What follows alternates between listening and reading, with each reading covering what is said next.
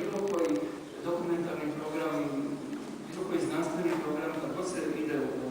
morske dubine ili se ide u svemir, odjednom prestaju akordi, postaju neki ambijenti, koje šume, koje trebaju dočarati nešto što nije tu, što je nešto strano i može biti isto zastrašujuće. Horror filmovi uvijek imaju šumove više nego